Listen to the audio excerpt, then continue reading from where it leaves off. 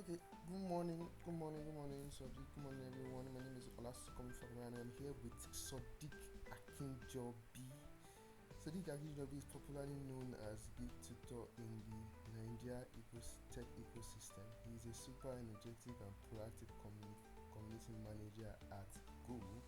He has worked as various positions, even as a back-end engineer, and currently he is studying a degree in research at the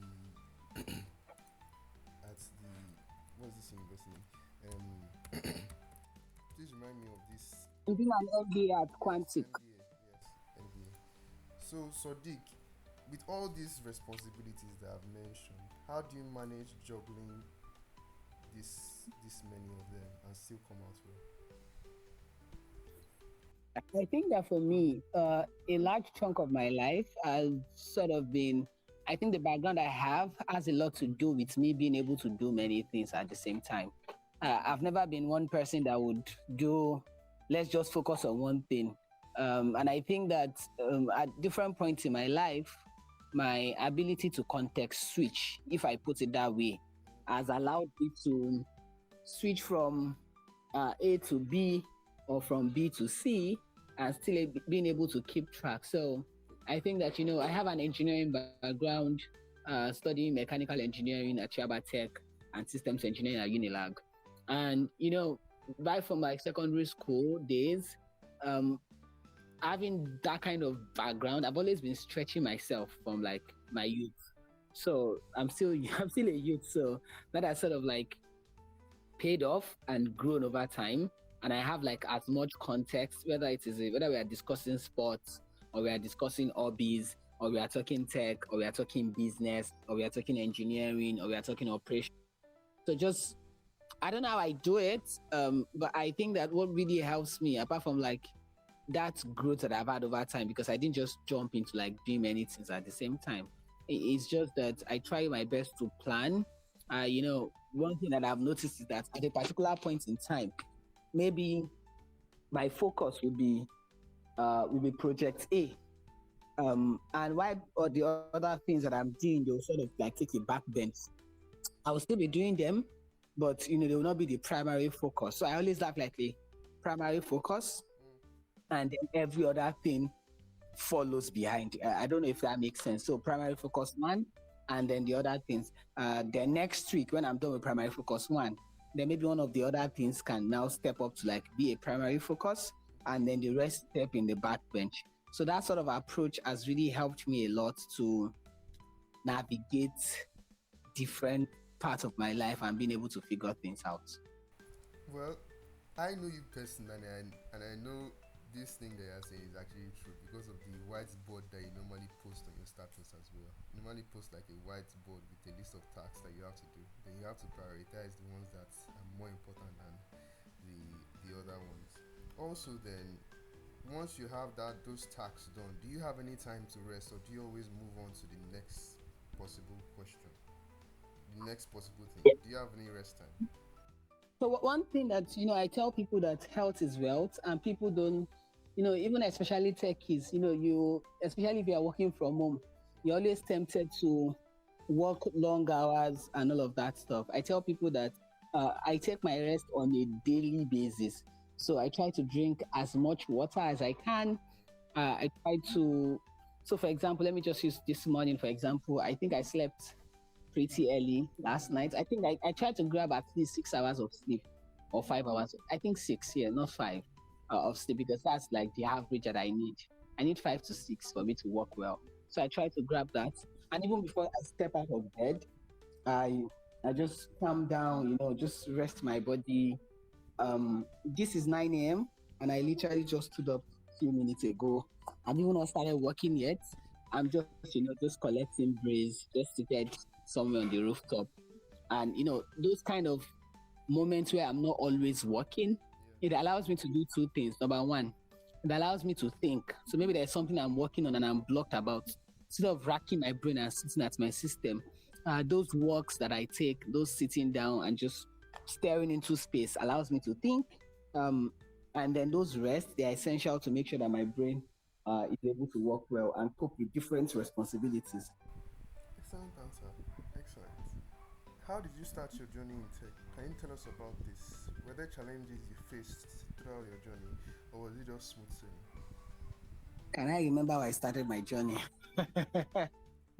It is such a long time ago, man. I think that I started my journey, man. I can't remember, but I think that a very important part of my story is maybe around 2011, 2012. I used to go to, I think I was the Jet Club president of my That's over a school. decade. Wow. Yes. I don't know whether you know what Jet Club is or whether it still exists to these days. I think they call it Junior Jet Club. something It's technology the first time scientist. I'm hearing about this. First time. Jet Club. So it's something that occurs in secondary school. It's like a secondary school initiative that Oh yeah, I do. it's just from I think I secondary do. school. So I thought like you were talking about university, but yes, I do know Jet Club in secondary yes, school. secondary school. Yeah. Yeah. Things like um, things like what's the name?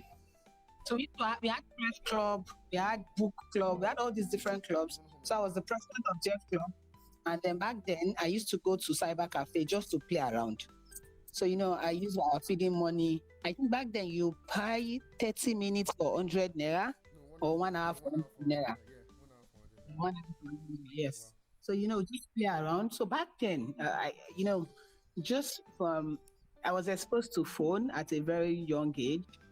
So pressing phone, just trying to figure out things. And then I met tools like Wapka.mobi that allows you to build websites from your phone. I don't know if you know Wapka.mobi, but it's been such a long time ago. So there's Wapka, tools like I think there was also XTGem. I don't know where all of those things are these days, though. So there was Wapka, there was STGem. So these things allowed you. There was also webs.com. Yes, I remember. So all these things they allow you to like create websites on your phone or laptop. So I used to like do it. And then also back then there was this platform that they will give you like daily challenges where you have to click a link and they will tell you that $1 or so will add to your account. Your account on the platform. I don't think I ever figured out how to withdraw that money.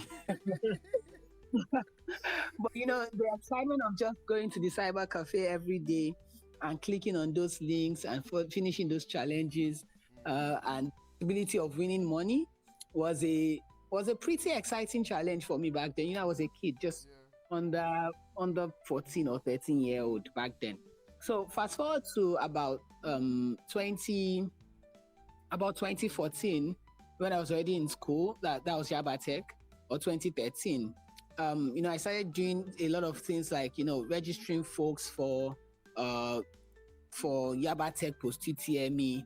I had all this experience just by doing it for myself and just by once you know how to navigate the computer, then it's just easy. So I partnered with a few folks that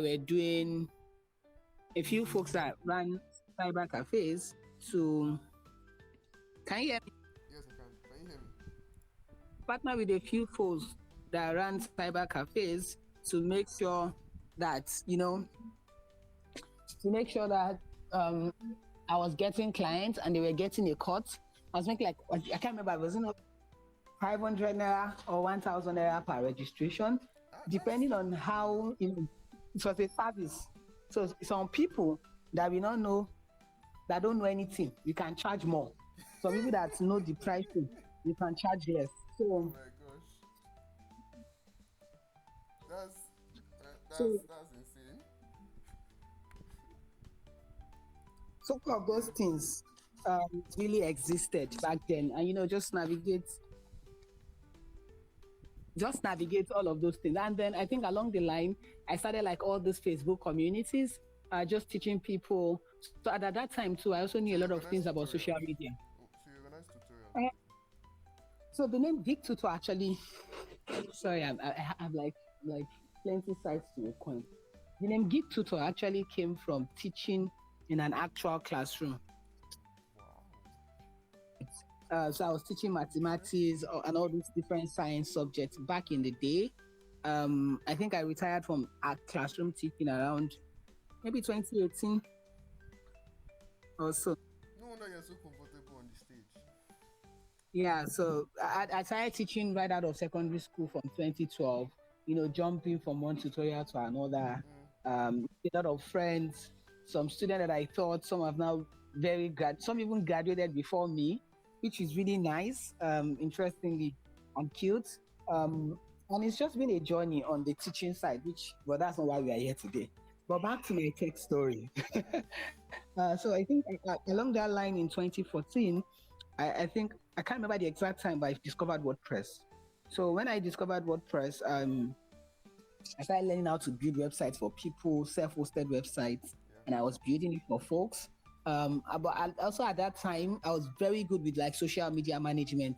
So using tools like Buffer, Hootsuite. I don't know whether you know what they are, but I used to use tools like that, and just teaching people what's it called? Teaching people tutorials on it, and it was really nice. I wrote a book, so I think the first big money I made that I Really? can remember. Wow. Let me try.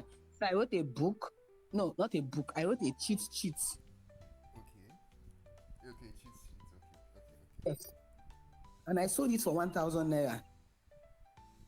How many students were you taking at the time, and how many bought it? So it's still good. So I think about 80 people bought it.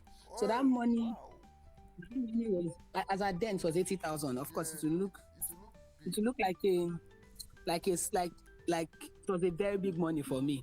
So I sort of used that fund to to buy a laptop in Black Friday. I'm not sure what year it was. Sorry, unfortunately. I don't know whether it was 2014 or 2013 or 2015, but one of the two. But still, it But was big money then. I'll drive down to my important point. My important point is that, and to anybody listening to this, is Yeah. one activity that I've tried to do every year is that I always write a year in review. And the reason why I write a year in review is not just because of just write it and let it pass. No.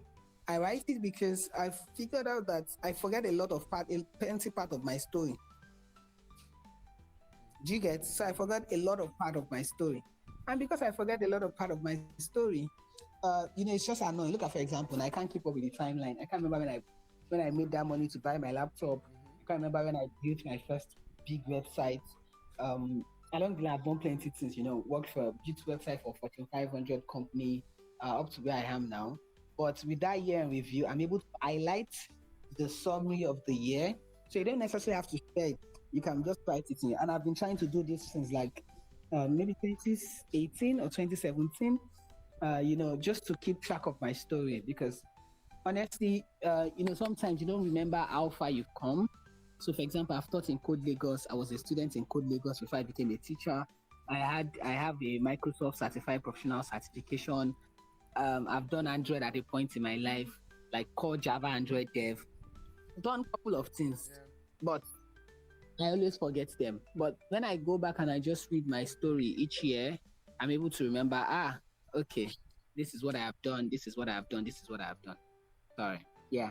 So no, I won't deny the impact you've made over the years. It's just that we are not discussing about so many things you've even done for the tech community, even in and of itself. That one is later Yeah, years now. You I asked how know. I started. Yeah, how you started, but it still made impact even throughout those years. Back till 2018, gone. 2018 when you were still doing DSC and all, there were still a lot of students you impacted during that time you were with Hope and so till now. Um, let's move on to the next question. If you could change anything about yourself from your past, what would you change? And would you say you are happy with where you are currently in the tech Hmm. This question. space? Deep, Abby. You know, when I think about my past, for most people, the journey to get to where we are today, it's a lot of factors, right? A lot of things have happened, a lot of learnings along the way, things that have worked fine, things that have not worked fine. Yeah. So may I think that if I removed something from my past, maybe I will not be as hungry as I was today. So, say for example, let's say I grew up in a very rich home, Yeah. I might not be hungry as I am for success, and try and just be pushing for success and try and be successful. If, for example, my papa na Dangote, do you get my point? Yeah, I So swear. I think that I see what all you're the saying. different parts of my past really helped me.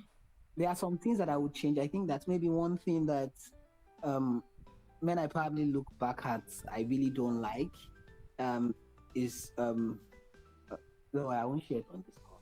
I'm looking for the right word to use. Mm, Um, maybe just sort of like you know, I think that over the years I've always pushed myself, but maybe just maybe sitting down and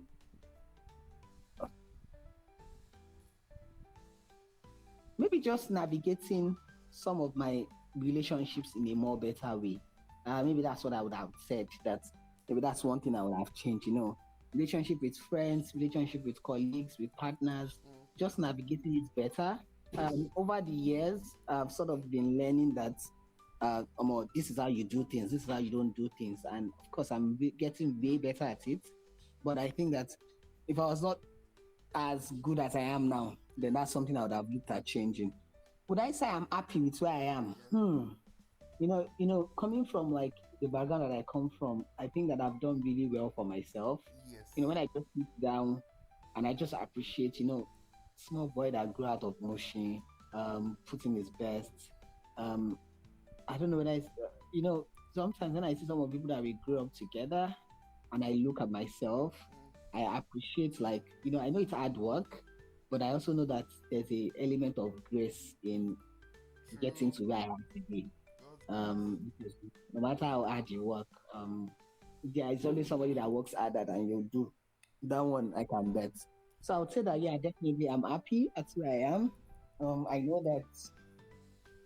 that more things are still coming. I know that the goal is to have more impact, reach more people, make more money too while at it. So I'm Celebrate it. pretty sure that all of those things, with time, I'll get better in those things, and my focus will also be sharpening. But the place where I am right now is a pretty good place to be. Mm, true. Community manager at Google. You know, be good place. It be good place now. But I like that you also want to improve. You also want to be better. You're seeing things in yourself that yes, I can see improvement. I can see work harder at. So that's a mindset that I think every developer that is listening to this needs to have. Something that a mindset of growth. Like you shouldn't just be comfortable where you are. You should always chase to be more than what you currently are. Anyway, we'll move on to the next question because of time. Now, you as a popular tech bro in Nigeria, because everybody knows, everybody should know this.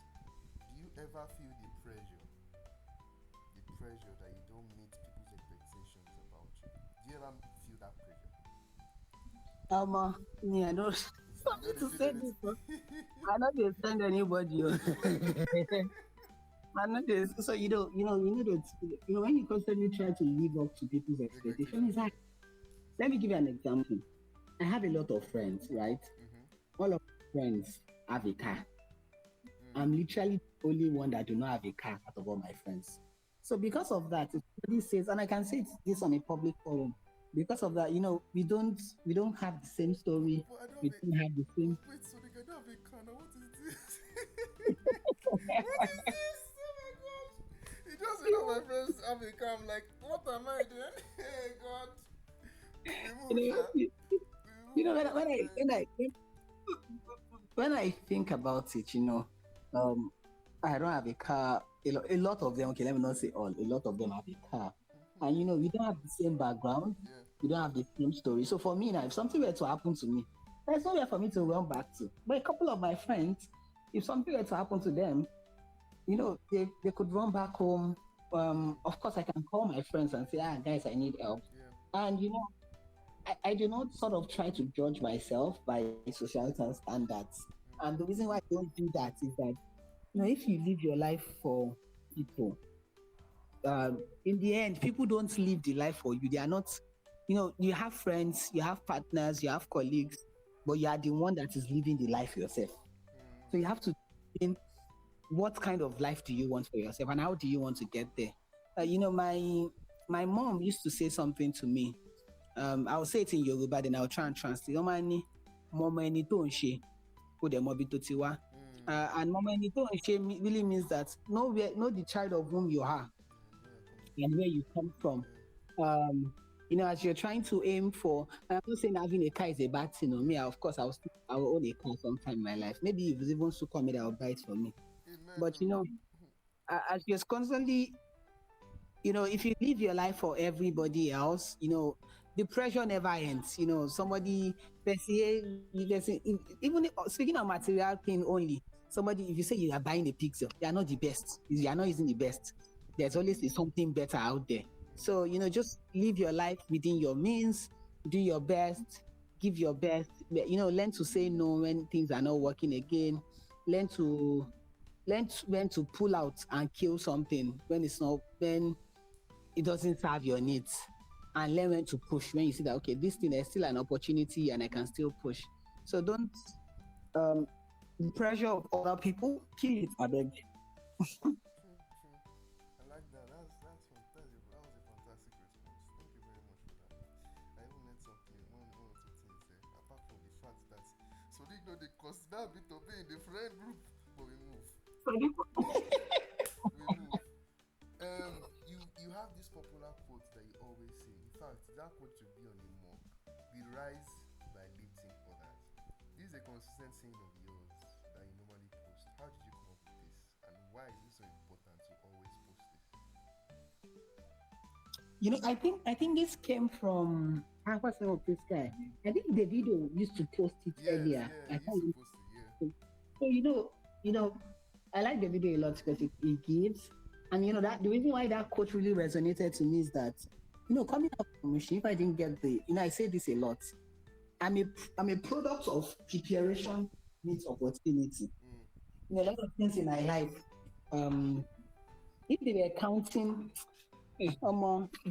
there's for everything that you are aiming for, whether it is a job, it is a contract, it is an opportunity, there is somebody that is better at it out there. That one I can assure you. But when people just believe in you and you get the opportunity, and you now use that opportunity well, I found out that I'm a product of that unexpected opportunity at different points in my life, if that makes sense, right? Folks just look at me. They don't know who my mother is. They don't know who my father is. They don't even know who I am. And they just from showing up and showing value, they give me that opportunity. And that has caused me to rise mm, over the past year. Of course, even when I interview for roles, I know that there are definitely people out there that are better than me at doing this thing. Everybody has their unique edge. Oh, you get. I'm not yeah. saying you have your unique edge, but so that saying has sort of stood by me that um, as you are helping other people, and it ties a lot into my community work as I'm helping other people, helping them find their path, giving them resources, materials, helping them to propel their growth. I find out that, um, fortunately or unfortunately, I'm also rising. Yes. And that's just sort of really stuck with me that, we rise by lifting others. That's beautiful, beautiful. Now, as a community manager, Sodi, do you normally get no as a global community manager, because I know you're managing different regions in Africa as well, in the global tech space, right? As a global community manager, do you normally get overwhelmed with communicating and interacting with so much people on a daily basis? Like, do you get overwhelmed with it? And do you have a schedule? Yeah, I've asked this question before, you've answered me. Do you normally get overwhelmed with the communication and interaction that you have to do on a daily with your community? Is there any moment you just feel like, oh, this is getting too much? I just need to take a break, like 5 minutes and come back. So there are some times where when I do something, there's this thing that I do when I just, I take a social media break from maybe, Mm, my most popular social media network is actually WhatsApp. And so when I find out that, maybe, so for example, WhatsApp take a lot of time in my day, and I see that maybe it's affecting my actual work. Why, even as a community manager, while talking to people is part of your work. While talking to people is not your KPI, right? mm, It directly impacts your KPI because the way you treat people, the way you yeah, talk to people, the way you make your community organizers feel, that's the way they would tie into the level of work that put into your community. I don't know if that makes sense. Makes sense. Yeah, So, makes sense. just being in contact with them. So when I notice that maybe I spend too much time on WhatsApp and I have a lot of work, for example, on social media and I have a lot of things to do, I just take a break. If you email me, I'll respond, of course, with adequate reminders when needed. And then, when I just take that break, it just let me rest, recharge, and spend some time away from my phone. And in the real life, meeting people, talking to people, eating out, yeah, and all of that stuff.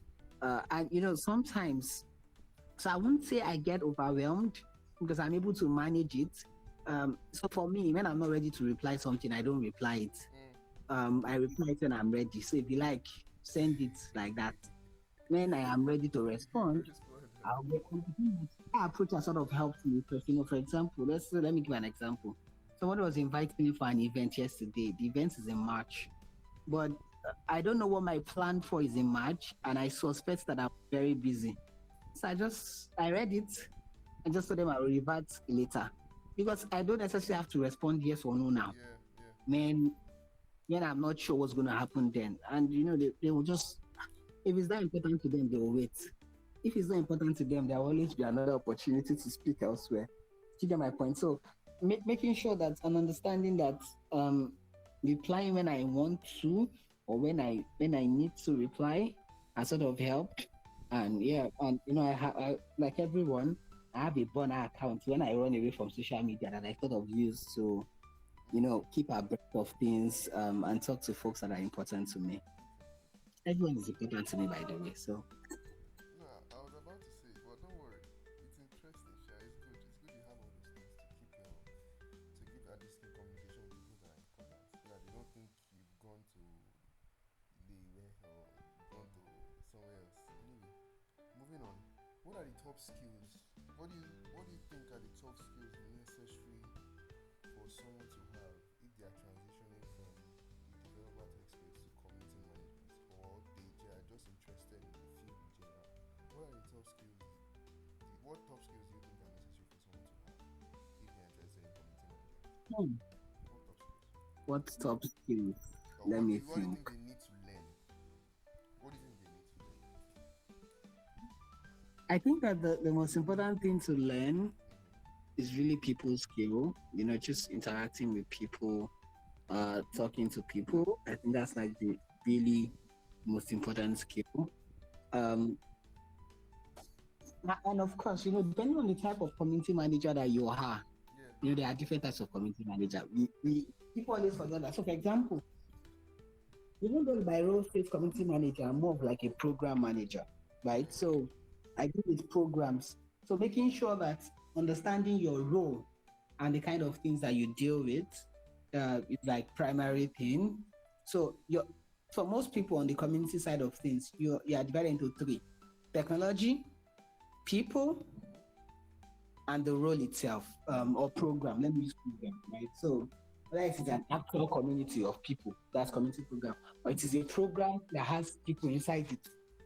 I don't know what other description, but the word is not coming, but I know what I'm describing, right? So just understanding what exactly you're doing and navigating that, and navigating just that chain of what you're doing and making sure that you stay on top of your game.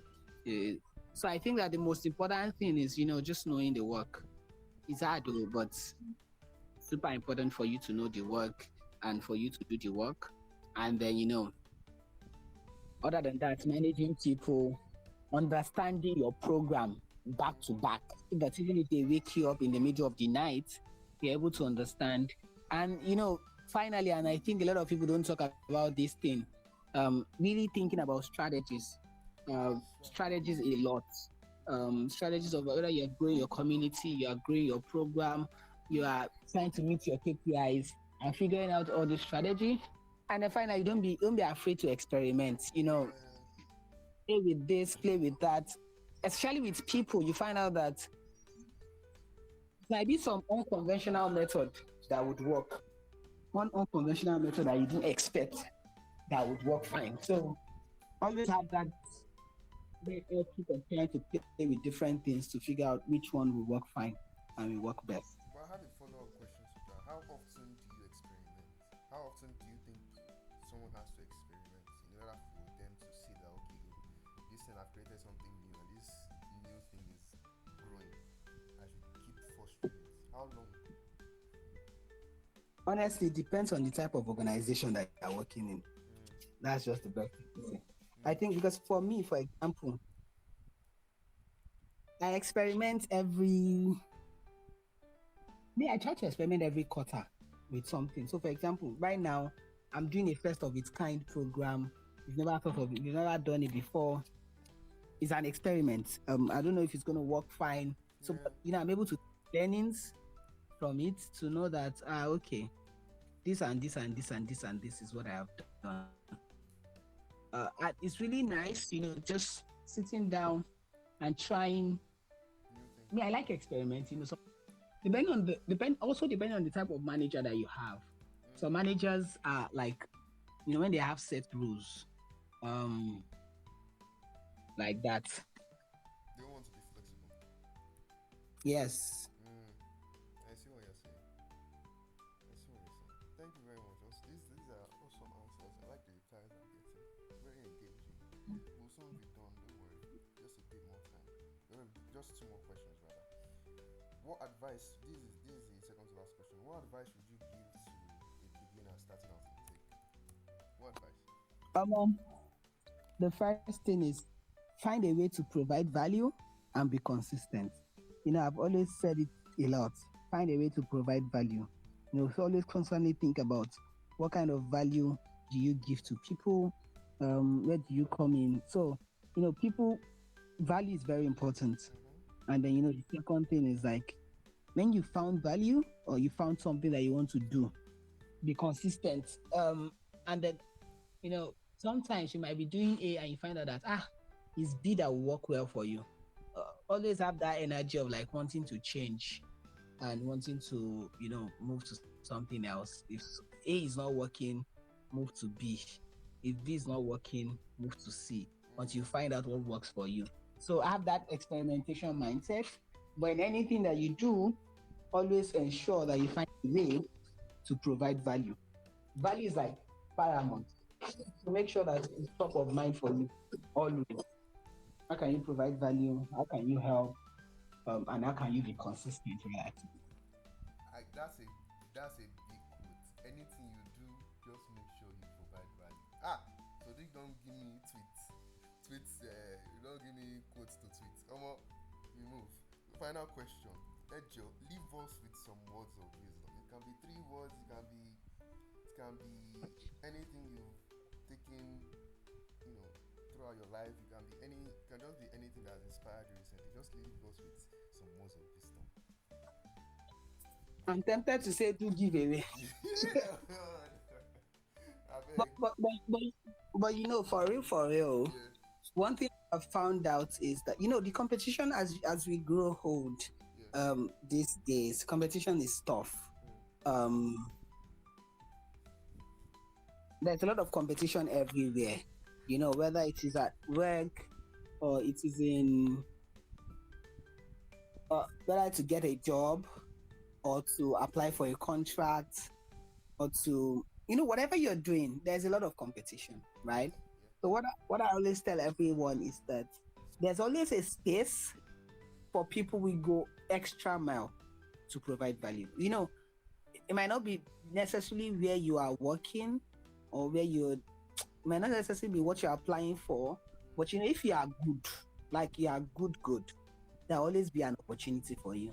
So I tell people that, final parting words is that just whatever you're doing, try and strive to be the best, especially as competition is going to be a lot in different places. So try and be the best, and apart from just trying to be the best, try and find better communities you can contribute to provide value for, and people you can help. And then even in your network, a lot of people think that mentors are very important. I'm not saying mentors are not important. Mentors are important, but arguably more important are your peers. Mm. The people that you're on the same level with. So You are giving all this your mentors, always maybe always trying to talk to them, and they don't even have time to talk to you. But your peers that you can bounce off ideas with, your peers that if you message them now, they'll reply in 5 minutes. You leave them alone. You are disturbing a mentor that will reply you in 2 weeks or in 3 weeks. I tell people that depending on the stage of your career, even at any stage in your career, never never discard the importance of your peers and making sure that you have that good relationship. So, for example, if I'm doing a strategy for something and I'm stuck somewhere, even though I have mentors, of course I cannot go and be meeting them for how far waiting I think for this. But with my peers, I can text my guy, Planet Soft, how far, what do you think of this thing? And you'll be able to say, okay, let's do it this way, let's do it that way. Or Precious, how far, let me bounce off this idea of you. What do you think? So, as you are thinking of mentorship, so that's three advices. Number one, find a way to give value. Number two, be very good. Number three, network very well. And number four, utilize the benefits of your peers in your network. And thank you very much. Thank you very much, Sodiq. This has been a wonderful time interviewing you and having this conversation with you in general. I know that people that will listen to this will be inspired by your story, and they will love to get into community management. You've been totally wonderful and I appreciate you. So I would link his social media details in the comment section, and I would like you guys to ask just any question you want to ask in the comments, and hopefully if he sees it he's going to reply. But I'll leave it at that. Thank you very much, Sadiq, for this call. I appreciate you. Talk soon. Thank you so much. Bye. Bye. Thank you guys so much for listening and watching this video. I do appreciate your time and effort. That has been Sodiq Akinjobi, and it was a fantastic session with him. I do hope you join us in the next one. Please like, comment your thoughts, and do subscribe to the channel so that I don't miss any updates in the nearest future, especially for our next guest that's coming in. This has been Tech Chat with Sunkanmi. Thank you so much for your time, and I'll see you in the next video. Bye.